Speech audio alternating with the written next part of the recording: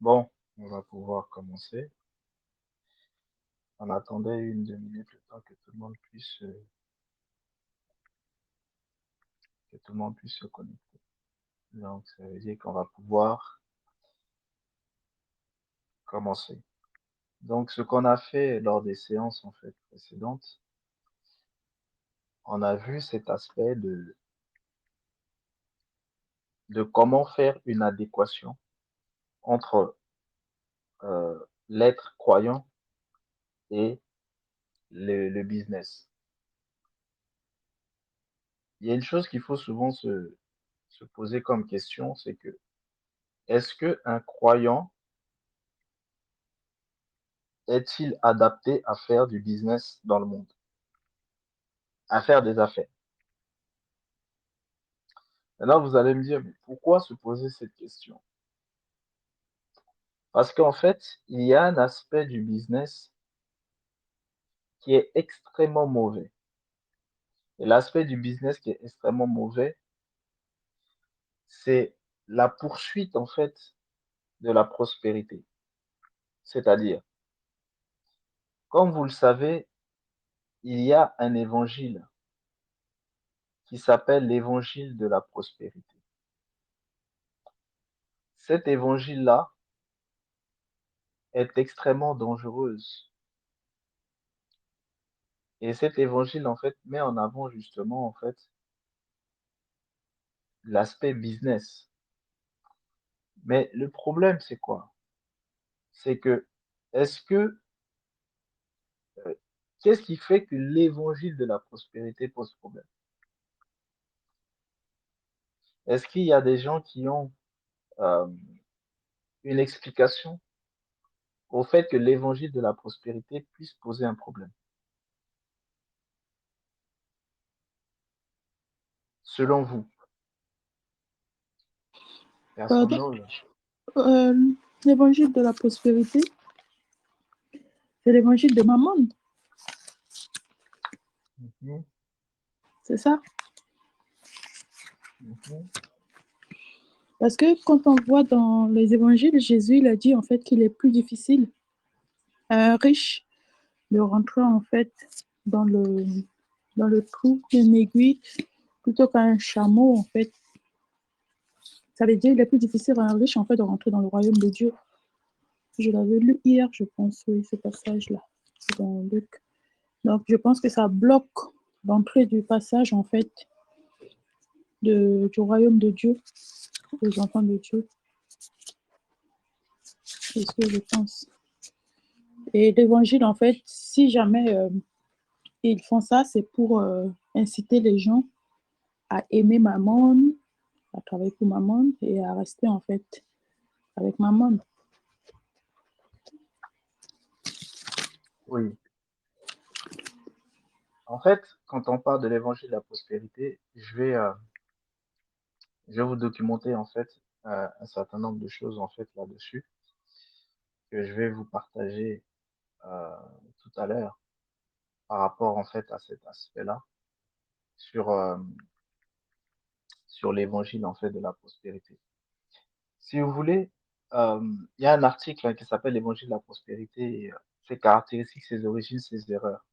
Je vais et ensuite on parlera un petit peu de cet aspect-là. Donc, l'évangile de la prospérité désigne un ensemble de croyances religieuses apparues au début du XXe siècle au sein de communautés en fait évangéliques américaines. Il se caractérise par une théologie controversée, affirmant notamment que la ferveur du croyant, sa sainteté et la qualité de sa foi ont un impact direct sur sa réussite ici-bas. En d'autres termes, plus le croyant obéira à Dieu et l'implorera avec une foi solide, plus il sera béni. Ce mouvement est aujourd'hui en fait présent dans toutes les régions du monde. L'utilisation habile des divers canaux de communication comme la télévision, la radio, Internet, ainsi que la création de maisons d'édition ou encore l'organisation de séminaires a permis aux églises de la prospérité de gagner rapidement en fait en visibilité et d'assaimer sans trop de difficultés. et d'essaimer sans trop de difficultés. Dans un sondage réalisé en 2006, 17% des chrétiens américains déclarent appartenir à ce mouvement. 61% pensaient que Dieu voulait que les gens prospèrent et 31% affirmaient que donner plus à l'Église permettait d'être béni financièrement. L'évangile de la prospérité transcende les barrières confessionnelles, mais touche davantage les milieux charismatiques pentecôtistes et le courant dit parole de foi. Parmi les représentants contemporains de cette doctrine, on peut citer Benny Hinn, Joel Austin, Creflo Dollar, Kemet Copeland, T.D. Jakes et encore Joyce Meyer. En France, ce phénomène est également représenté. Wikipédia, justement, cite les églises telles que le Centre d'accueil universel, telles que Paris Centre chrétien, telles que Charisma ou Impact Centre chrétien, comme faisant partie de ce mouvement. Malgré un message ouvertement chrétien et de nombreux efforts pour partager la bonne nouvelle de Jésus au plus grand nombre, les évangélistes de la prospérité ne font pas l'unanimité au sein des diverses confessions chrétiennes, y compris parmi les pentecôtistes et les charismatiques. Afin de mieux comprendre en fait ce phénomène, bien sûr, l'article va aborder différents points, c'est-à-dire des caractéristiques distinctives de cette théologie de la prospérité. Ces caractéristiques se basent sur quel aspect? Déjà, il y a les caractéristiques, les origines. Je vous partagerai l'article et ceux qui voudront, vous pourrez tranquillement en fait lire l'article. On va voir déjà en fait les caractéristiques. Les caractéristiques, nous avons le caractéristique numéro 1 qui est souvent mis en avant, c'est Dieu veut le meilleur pour le croyant. Donc, ils se sont basés par exemple en utilisant Deutéronome chapitre 28, versets 10 à 13, qui dit l'Éternel te comblera de bien en multipliant tes enfants, les portées de tes troupeaux et le produit de ton sol dans le territoire qu'il a juré à tes ancêtres de te donner. L'Éternel t'ouvrira son bon trésor, le ciel, pour envoyer au moment voulu la pluie sur ton pays et pour bénir tout le travail de tes mains. Tu prêteras à beaucoup de nations et tu ne feras pas d'emprunt. L'Éternel fera de toi la tête et non la queue. Tu seras toujours en haut et jamais en bas. Lorsque tu obéiras aux commandements de l'Éternel ton Dieu, que je te prescris aujourd'hui pour que tu les respectes et les mettes en pratique. Ici, ça, c'est cet aspect de Dieu veut le meilleur pour le croyant, qui fait partie des caractéristiques qui sont très souvent utilisées. Le deuxième caractéristique qui est très utilisé, c'est la croix offre le salut et la prospérité. Et ici, ils prennent en fait, par exemple, Jean chapitre 10, verset 10, qui dit, le voleur ne vient que pour voler, égorger et détruire. Moi, je suis venu afin que les brebis aient la vie et qu'elle l'ait en abondance. Ensuite, vous avez le troisième caractéristique qui représente en fait une foi et une prière qui activent en fait les lois spirituelles. Et ici, vous avez aussi un verset, bien sûr, parmi tant d'autres, hein, un verset principal qui est utilisé ici, tout ce que, c'est-à-dire c'est Matthieu chapitre 21, verset 22, qui dit, tout ce que vous demanderez avec foi par la prière, vous le recevrez. Matthieu chapitre 21, verset 22. Le quatrième caractéristique est la confession positive. Par exemple, Proverbe chapitre 18, verset 21, qui dit la mort et la vie sont au pouvoir de la langue, c'est-à-dire la confession positive. Que vous devez confesser des choses positives pour que ça puisse se réaliser dans votre vie. Le cinquième caractéristique est le croyant est un petit Dieu. Par exemple, vous retrouvez Psaume chapitre 82, verset 6, qui dit j'avais dit, vous êtes des dieux, vous êtes tous des fils du Très-Haut. Vous avez aussi Jean chapitre 10, verset 34, où Jésus leur répondit, n'est-il pas écrit dans votre loi, j'ai dit, vous êtes des dieux. Donc le croyant est un petit Dieu, selon ce caractéristique, bien sûr. Vous avez aussi le sixième caractéristique qui est un accent sur la santé et la guérison. Et là, vous avez Ésaïe chapitre 53, verset 5. Et c'est par ces meurtrissures que nous sommes guéris. Vous avez aussi le caractéristique numéro 7 qui met un accent fait sur la réussite financière. Et là, vous avez 2 Corinthiens chapitre 8, verset 9, qui vous dit, en effet, vous connaissez la grâce de notre Seigneur Jésus-Christ. Pour vous, il s'est fait pauvre alors qu'il était riche, afin que par sa pauvreté, vous soyez enrichis. Donc ici, ça c'est utilisé pour mettre l'accent sur la réussite financière. 2 Corinthiens chapitre 8, verset 9, le verset que je viens de vous lire. Le caractéristique numéro 8 qui met un accent sur la victoire. Et là, vous avez aussi un verset, Philippiens chapitre 4, verset 13. Donc Philippiens chapitre 4, verset 13, qui vous dit, je puis tout par celui qui me fortifie. Vous avez le caractéristique numéro 9 qui concerne en fait la loi de la récolte et de la semence. Ici, vous avez Galates chapitre 6, verset 6 à 7, qui vous dit que celui à qui l'on enseigne la parole donne une part de tous ses biens à celui qui l'enseigne. Ne vous y trompez pas. On ne se manque pas de Dieu. Ce qu'un homme aura semé, il le moissonnera. Ça, c'était caractéristique numéro 9. Ensuite, vous avez les caractéristiques numéro 10, c'est-à-dire la dîme et les offrandes. Et là, vous avez bien sûr le passage très, très, très répandu, Malachie chapitre 3, verset 10, qui dit apportez toutes les dîmes à la maison du trésor, afin qu'il y ait de la nourriture dans ma maison. Mettez-moi ainsi à l'épreuve, dit l'Éternel, le maître de l'univers, et vous verrez si je n'ouvre pas pour vous les fenêtres ou les écluses dans certains versets du ciel, si je ne déverse pas sur vous la bénédiction en abondance. Là, c'était le fameux Malachie chapitre 3, verset 10. Et le caractéristique numéro 11 qui est une emphase sur l'alliance abrahamique, c'est-à-dire Genèse chapitre 12, du verset 1 au verset 3. Et ce passage nous dit, l'Éternel dit à Abraham, quitte ton pays, ta patrie et ta famille, et va dans le pays que je te montrerai. Je ferai de toi une grande nation, je te bénirai, je rendrai ton nom grand et tu seras une source de bénédiction. Je bénirai ceux qui te béniront et je maudirai ceux qui te maudiront. Et toutes les familles de la terre seront bénies en toi. Donc voilà un peu, on voit juste en fait ces aspects-là de, des caractéristiques.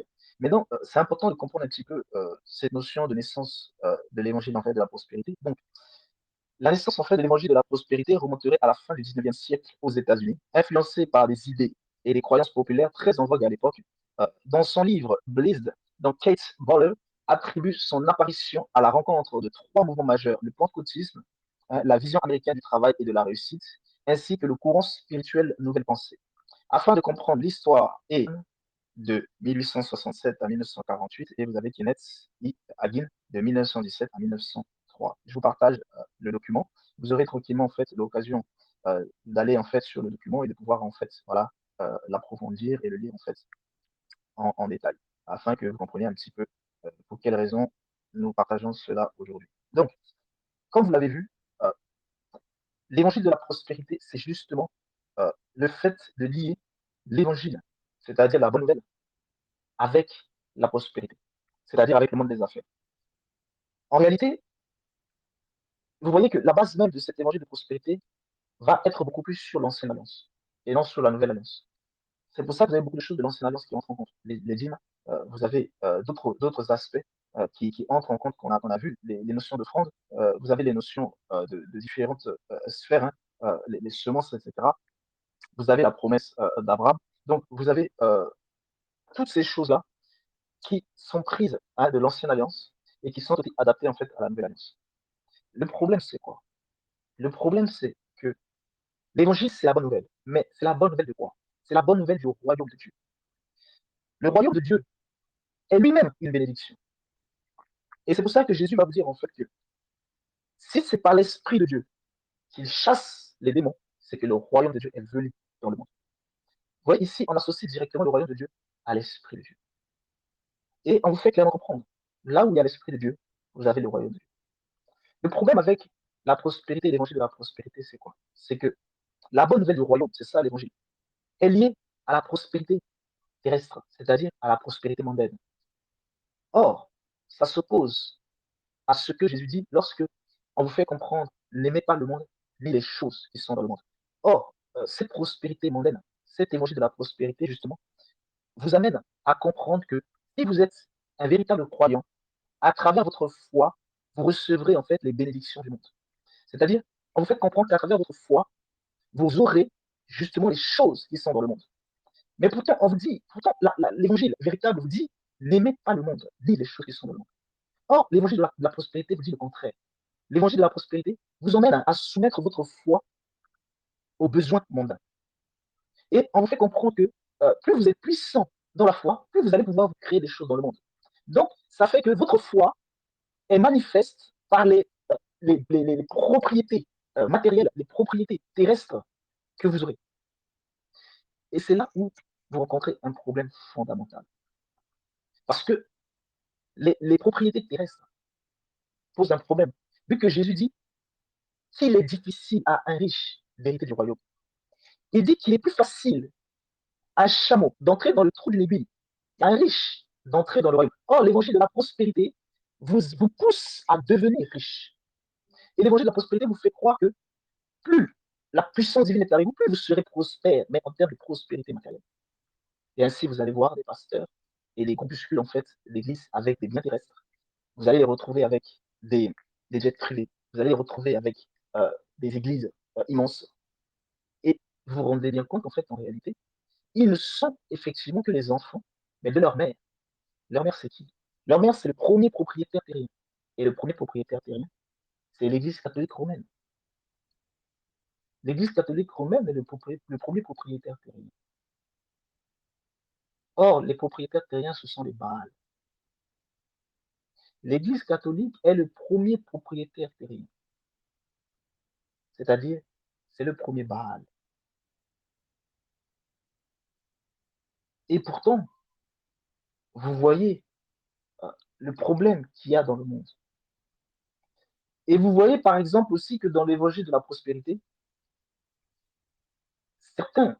certaines personnes qui se disent en fait serviteurs de l'Éternel vont justement dépouiller sans vergogne les uns et les autres, en leur faisant croire que s'ils emmènent dans la maison de l'Éternel, ils recevront aussi, c'est-à-dire cette loi de semence et de moisson. Et c'est là où vous vous rendez compte qu'il y a un problème. Et ce problème a tiré sa source d'où? Du fait que le chrétien va entrer dans les affaires. Parce que dès lors que le chrétien, en fait, entre dans les affaires, il y a un piège devant lui. Et ce piège, c'est l'évangile de la prospérité. Ce piège, c'est le fait que le chrétien va croire en lui-même que la puissance de sa foi sera liée justement à sa puissance matérielle et financière. Et ça, c'est une erreur monumentale. Ça veut dire quoi? Ça veut dire que l'Éternel n'empêche pas ses enfants d'entreprendre, mais il les met en garde. Il leur dit, faites attention, que l'entrepreneuriat, que la recherche euh, de l'aisance matérielle ne vous fasse pas tomber dans l'évangile de la prospérité. L'évangile de la prospérité, c'est quoi? C'est pas uniquement le mouvement évangile de la prospérité dont je vais vous parler. L'évangile de la prospérité, c'est en globalité le fait de croire que la foi divine que l'Éternel nous a donnée afin que nous puissions être régénérés et afin que les hommes puissent être libérés des puissances du mal, des ténèbres, du mensonge, du péché, que nous puissions croire que cette puissance-là doit nous servir à la prospérité matérielle et financière. Et ça, c'est une erreur grave. Ça veut dire quoi? Ça veut dire que toute personne qui veut être réellement croyant, qui veut être vraiment croyant, qui recherche la foi véritable, doit faire très attention à cet évangile de prospérité. Et toute personne qui veut faire des affaires, qui veut être même dans une sphère salariale, mais à un certain niveau, doit faire très attention pour ne pas mettre sa foi au service de la richesse matérielle, et financière. C'est-à-dire, vous devez absolument comprendre ça. Et c'est important qu'on en parle parce que on est dans un groupe, en fait, business conseil selon euh, l'entrepreneuriat, selon la façon de pouvoir lancer des projets, que ce soit lucratif ou non lucratif, avec le Seigneur. Parce que même dans les projets non lucratifs, vous avez la prospérité qui ressort. Et c'est en ceci qu'il faut faire très attention. Parce qu'en fait, la prospérité n'est pas uniquement la notion matérielle et financière. La prospérité, c'est quelque chose qui est beaucoup plus globalisé que ça. Là n'est pas le lieu aujourd'hui de parler de la prospérité, parce que on est vraiment sur des temps courts. Quand on fera les enseignements sur la prospérité, à ce moment-là, je vous parlerai de la prospérité, en fait, dans toutes ces dimensions, pour que vous compreniez véritablement ce qu'est la prospérité, ce qu'est la richesse. Mais ici, le but, c'est vraiment de faire comprendre, en fait, aux uns aux autres ce piège-là qu'il y a dans justement le monde des affaires, le monde de la prospérité, le monde de la richesse. Vous pouvez très bien atteindre aussi des cycles de richesse dans des investissements en fait financiers. C'est aussi de la prospérité. Vous pouvez très bien atteindre en fait des cycles de richesse en tant que salarié au cadre, en tant que dirigeant, président ou autre. Vous voyez? Et ici, vous n'êtes pas forcément en fait en tant qu'entrepreneur. Vous pouvez très bien l'être en fait en tant que salarié, mais avec des postes en fait très élevés. Vous pouvez l'être aussi en fait en tant que ministre, en tant que telle chose. Mais à chaque fois que vous avoisinez une sphère qui représente les sphères de gestion plus élevées, qui justement vous permet d'avoir plus de moyens financiers, que ce soit dans un entrepreneuriat ou que ce soit dans des instances en fait étatiques ou dans des instances en fait euh, non lucratives, etc. Vous devez absolument comprendre une chose, c'est qu'il y a un piège qui se positionne devant, et ce piège c'est quoi? C'est de mettre sa foi au service du business. Vous ne pouvez pas mettre votre foi au service de la richesse matérielle et financière. Pourquoi? Parce que vous allez automatiquement tomber dans un piège. Donc, vous devrez distinguer ce que c'est qu'une onction. Pourquoi je vous ai parlé de cet aspect-là? C'est avant de pouvoir vous parler de l'onction, et notamment de ce qu'on a vu, ce qu'on voit cette semaine, le magnétisme. Le monde appelle ça le magnétisme. Chez les ovins, ça s'appelle l'onction. L'onction ou le magnétisme, c'est ce qui permet d'attirer des choses et aussi de les maintenir et aussi de déverser en fait une puissance. Ça peut être une puissance de guérison, ça peut être une puissance de délivrance, etc. Dans l'onction, il y a beaucoup de choses en fait à l'intérieur de l'onction. Tout comme le magnétisme, vous avez vu qu'il y a beaucoup de choses à l'intérieur du magnétisme. Le magnétisme peut servir de possession, le magnétisme peut servir de délivrance, de guérison, etc., etc. Vu que vous avez aussi les exorcistes, en fait, qui justement utilisent le magnétisme pour pouvoir exorciser, en fait, les gens, c'est-à-dire sortir des esprits non désirés. Donc, vous comprenez bien que à travers cette force, vous pouvez faire beaucoup de choses. Que ce soit, en fait, le que ce soit le magnétisme dans le système de bovin ou que ce soit, en fait, l'onction dans le système ovin. C'est différent. Vous voyez, lorsque vous avez, en fait, de l'onction, cette onction va attirer. Elle va, c'est une force d'attraction qui va attirer en fait les gens vers justement le centre de l'attraction en question. Mais ici, ce dont moi je vous mettais en garde, c'est le fait que votre foi soit mise justement au service de la prospérité. C'est très dangereux. Donc, vous devez bien distinguer l'onction qui va être utile pour pouvoir justement en fait faire toutes sortes de choses. Et ça l'est aussi pour pouvoir faire en fait des affaires. Du fait de mettre votre foi au service de la richesse et de la prospérité. Et ça risquerait de vous emmener en fait vers l'évangile en fait de la prospérité. Donc, quand on parle en fait d'onction, on parle euh, de la capacité d'attractivité. Et quand on parle d'onction, on parle de l'esprit. Parce que c'est l'esprit qui procure cette sphère-là d'onction. Donc, là où l'esprit se trouve, l'esprit représente un centre d'attractivité vers laquelle vous allez voir des choses en fait attirées vers l'esprit. Maintenant, parmi ces choses-là, vous aurez en fait des bonnes choses et vous aurez aussi des mauvaises choses. Donc, maintenant, quand l'attractivité se fait, eh bien sûr, vous, vous doutez bien qu'il va falloir avoir du discernement. Pourquoi? Parce que l'onction va attirer beaucoup de choses. Mais maintenant, tout ce que l'onction attire, est-ce pour le bon du centre d'attractivité ou c'est pour le mauvais de ce centre-là d'attractivité? Et c'est là où c'est très important pour les uns et les autres de discerner ici.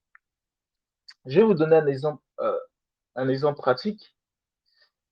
Autour de Jésus, il y avait beaucoup de personnes qui venaient. Pourquoi les gens venaient? Mais parce que Jésus faisait des miracles et du coup, les gens venaient pour être guéris. Les gens venaient pour être délivrés. Et les gens venaient même pour être nourris, vu qu'il faisait des miracles aussi par rapport à la multiplication en fait, du pain, des poissons, etc., etc. Donc, la multiplication du vin, il y a eu beaucoup de choses, même en termes de nourriture. Et lorsque certains sont venus vers lui, il leur dit, euh, vous venez non pas parce que en réalité vous aimez ce que je vous raconte, mais parce que vous avez eu à manger et vous avez été rassasiés. Et Jésus se retrouve en fait en Jean 6 où il dit que en vérité, personne ne peut venir à lui si ce n'est le Père qui attire cette personne. Pourquoi? Parce que beaucoup de gens venaient vers lui. Et dès qu'il avait dit ça, un certain nombre de personnes vont se séparer de lui.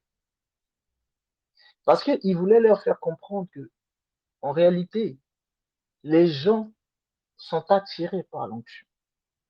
Maintenant que les gens sont attirés par l'onction, automatiquement, ce qui se passe, c'est que parmi les gens qui sont attirés, il y a des gens qui viennent pour le bienfait de l'onction, d'autres qui viennent pour combattre l'onction. Donc ça, c'est une chose qu'il faut bien que vous compreniez. Toute onction attire toujours un côté positif et un côté négatif. Donc, or, sans onction, vous ne pouvez pas euh, vous développer. C'est impossible. Parce que pour que vous puissiez vous développer, il faut qu'il y ait une onction qui attire justement les autres à vous. Sans cette onction qui attire les gens, vous ne pouvez pas vous développer. Et là, je vais plus m'attarder sur le côté business, vu que le principe de ces lives, c'est vraiment business.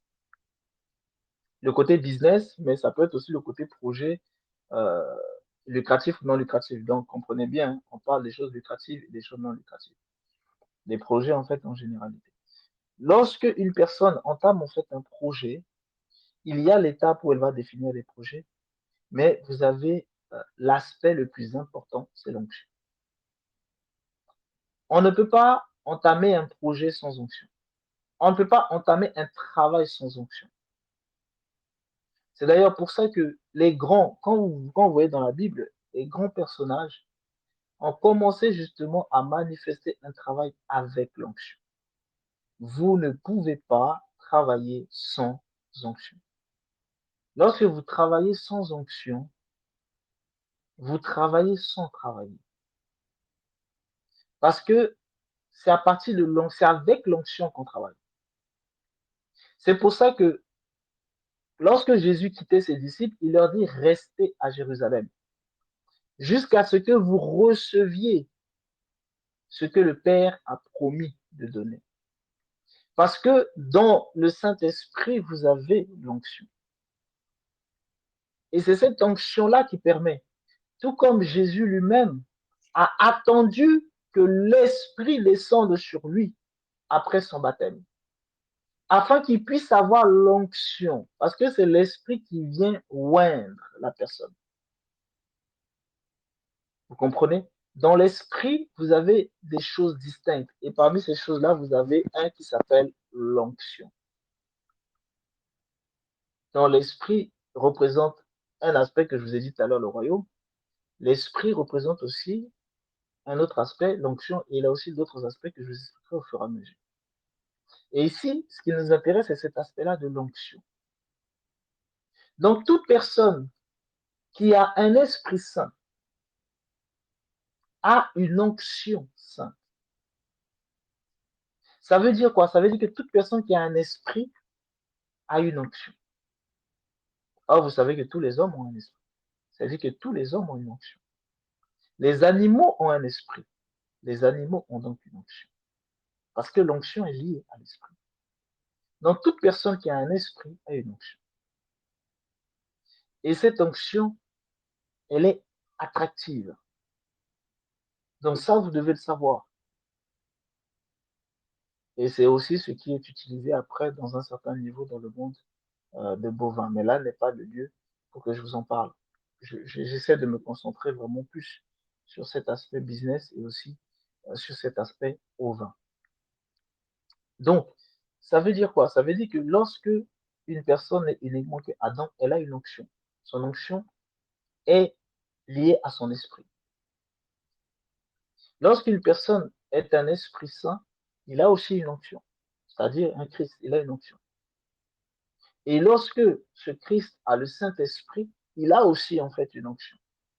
Ça veut dire qu'en fait, un Christ, il a non seulement son onction, mais il a aussi l'onction du Saint-Esprit. Vous comprenez? C'est pour ça aussi que les Adamites dans l'Ancien Testament avaient leur esprit qui était une onction, et ils avaient aussi l'esprit du Seigneur en fait qui était sur eux, qui était aussi une onction. C'est pour ça que l'onction était considérée comme étant justement cette huile qui était en fait déposée en fait sur les uns et sur les autres. Et c'est cette onction qui va attirer. Ça veut dire qu'en fait, en réalité, pour réussir quelque chose dans le monde, il faut avoir une onction. Et c'est l'onction qui va attirer les gens à vous. Et c'est l'onction aussi qui va maintenir les gens avec vous. Parce que lorsque vous faites à manger, il y a votre onction. Quand vous touchez quelque chose, il y a l'onction de votre esprit. Même ceux qui ne sont pas de Christ, c'est-à-dire ceux qui sont des Adam, il y a l'onction de leur esprit qui va dessus. Ça veut dire quoi? Ça veut dire que ceux qui sont des antichrists, ceux qui sont des hybrides 1.0, eux aussi, ils ont une onction. Et donc, quand vous prenez par exemple le pain d'un hybride, eh bien, vous prenez aussi son onction, c'est-à-dire vous prenez une partie de son esprit. Et quand vous mangez ça, eh bien, cette partie de l'esprit vient en vous. Et si jamais vous êtes faible, ça vous possède. Et ainsi, vous serez son esclave. Donc, vous reviendrez en fait vers cette personne. C'est ici vraiment pour vous informer de l'importance de l'onction. Ces lives sont vraiment très courts, donc j'essaie d'être assez synthétique. C'est de vous informer vraiment de l'importance de l'onction. Parce que l'onction est liée à l'esprit. Et maintenant, selon ce qu'est l'esprit, vous avez justement une diversité d'onction. Donc, l'onction de l'esprit d'Adam est distincte. L'onction de l'esprit des hybrides 1.0, c'est distinct. L'onction des hybrides 2.0 sont distincts. L'onction de l'esprit de Christ sont aussi distincts. Et l'onction de l'esprit du Créateur est aussi distincte. Et donc, vous voyez, il y a différentes sphères d'onction parce qu'il y a différentes sphères d'esprit. Et tout est lié à ça. C'est pour ça que quand vous voyez des personnes devenir stars, vous les voyez au début, ils sont en train de se débrouiller, tâtonnent, et puis d'un seul coup, ils font un boom. Parce qu'ils sont partis faire des pactes. Et quand ils ont fait des pactes, ils ont reçu un esprit. Et cet esprit-là va manifester maintenant son onction. Et c'est son onction qui va posséder les gens. Donc, vous comprenez bien que plus une personne est liée avec l'esprit du monde, plus le monde va l'aimer. Parce que le monde aime ce qui est de son onction. C'est-à-dire même la nourriture. La nourriture est liée à l'onction. Tout est lié à ça. Dans le monde, ils n'appellent pas ça l'onction, ils appellent ça le magnétisme. Mais chez les ovins, on appelle ça l'onction. Pourquoi? Parce que ce sont des choses qui sont liées à l'esprit. Et comme ce sont des choses qui sont liées à l'esprit, c'est pour ça que on appelle ça en fait l'onction. Donc, le diable aussi a son onction. Parce que le diable a son esprit. Et son esprit, justement, il attire aussi les gens avec. Chaque entité a son esprit, donc son onction. Et ça, c'est le secret du business dans le monde. Toute personne qui fait du business le fait forcément avec son esprit, vu que Adam lui-même a un esprit. Donc, ce que Adam fait, il le fait aussi avec son esprit. C'est pour ça qu'il y a des gens qui vont faire du business, ça va réussir, d'autres, ça va pas réussir. Pourquoi? Parce que tout dépend de comment la personne va utiliser son onction. Et tout dépend de la puissance de son onction.